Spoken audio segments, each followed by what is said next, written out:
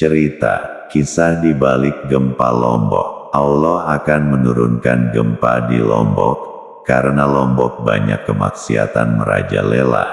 Hal itu terjadi sebelum gempa itu terjadi. Oleh sidang aulia, Kiai Cilik sebagai guru saya yang ditunjuk untuk bertugas ke sana, agar tidak banyak korban dari orang yang tak berdosa. Maka sebelum gempa Kiai Cilik berangkat ke Lombok.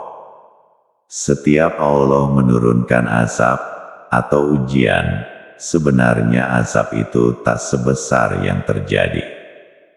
Tapi jin, siluman, iblis, menunggangi azab atau ujian itu turun, sehingga sebuah azab atau ujian itu akan lebih besar lagi.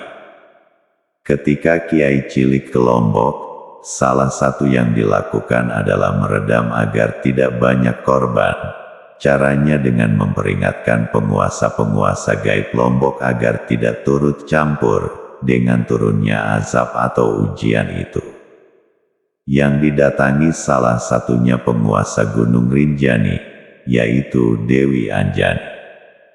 Kiai Cilik saat itu hanya memesan Dewi Anjani agar tidak ikut campur, dan agar sebaiknya menjadi pengikut muridnya, yaitu saya sendiri.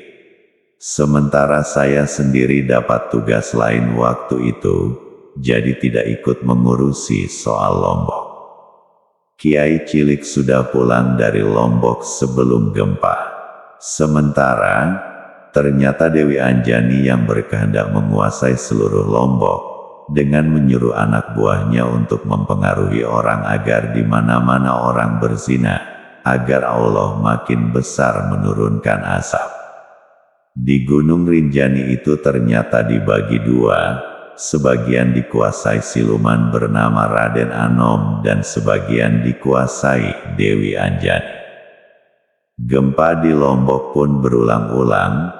Walau gempa itu dilakukan oleh malaikat yang diturunkan Allah, tapi gempa bertambah-tambah, karena Dewi Anjani lagi berusaha menakut-nakuti masyarakat di sana, agar tunduk pada dirinya, agar dia dipuja sebagaimana Nyai Roro Kidul.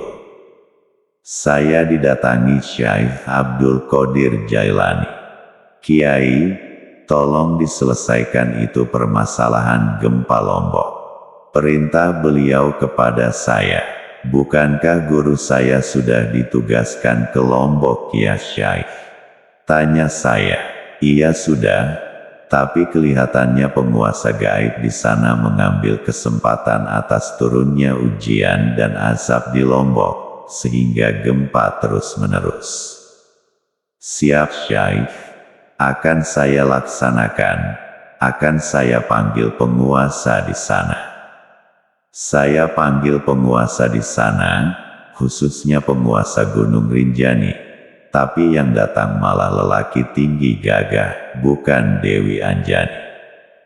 Kamu siapa? Tanyaku heran. Saya penguasa Gunung Rinjani. Jawabnya. Bukannya penguasa Gunung Rinjani itu Dewi Anjani. Gunung Rinjani itu dibagi dua, sebagian gunung di bawah kekuasaan Dewi Anjani, sebagian yang lain dalam kekuasaan saya. Oh begitu rupanya. Siapa namamu? Saya Raden Anom. Dari golongan apa? Saya dari golongan jin. Kamu tahu yang membuat gempa di Lombok? Itu cahaya dari langit. Cahaya apa? Cahaya yang seperti di tubuhnya Pak Kiai. Maksudnya malaikat. Apa kamu ikut memperkeruh keadaan di Lombok? Tidak, itu Dewi Anjani bersama pasukannya yang ikut menambah-nambahi gempa. Oh begitu rupanya. Apa kamu tahu berhadapan dengan siapa? Tidak, saya Kiai Nur. Dia langsung mundur dan duduk bersimpuh, yang asalnya berdiri. Maaf saya tidak tahu kalau panjenengan Kiai Nur, maafkan ketidaksopanan hamba di depan Kiai. Tidak apa-apa, Dulu saya kira Kiai Nur yang datang ke Lombok kemarin sebelum gempa di Lombok terjadi. Itu yang datang ke Lombok guru saya. Ya saya tahu, awalnya saya kira itu Kiai Nur, sebab orang itu cahayanya terang, dan diikuti oleh juga cahaya yang sangat terang, dan beberapa cahaya yang tak terlalu terang. Itu Nabi Khidir yang mengikuti. Tapi kenapa ada juga beberapa yang mengikuti gelap? Itu muridnya. Apa kamu menemui guru saya saat itu? Tidak, saya hanya dibisiki dari jauh, agar menjadi pengikut muridnya yang bernama Kiai Nur. Oh begitu rupanya. Jadi saya mengiyakan. Jadi kalau Kiai berkenan saya dijadikan pengikut Kiai, saya siap menjalankan yang Kiai perintahkan.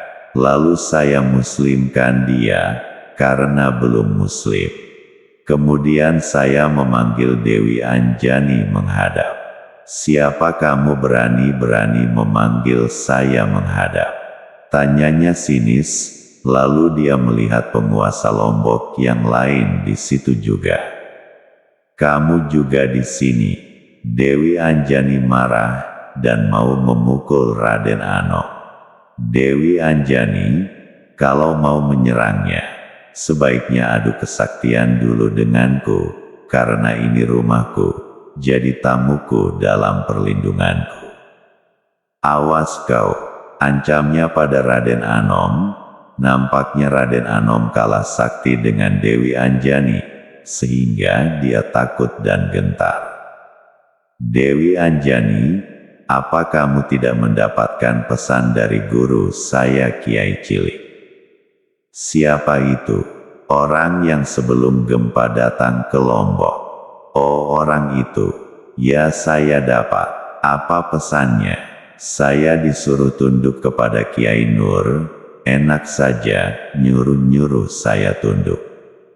Jadi kamu tak mau tunduk pada saya. Memang kamu siapa? Saya Kiai Nur.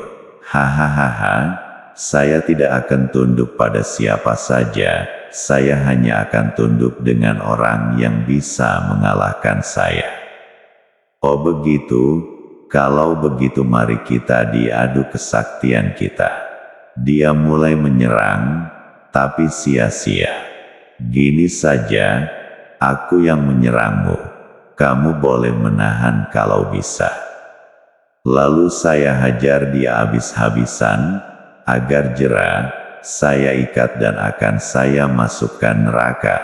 Tapi dia minta ampun dan mau menyatakan tunduk, tapi dalam hati akan menyerang saya jika sudah kembali ke tempatnya.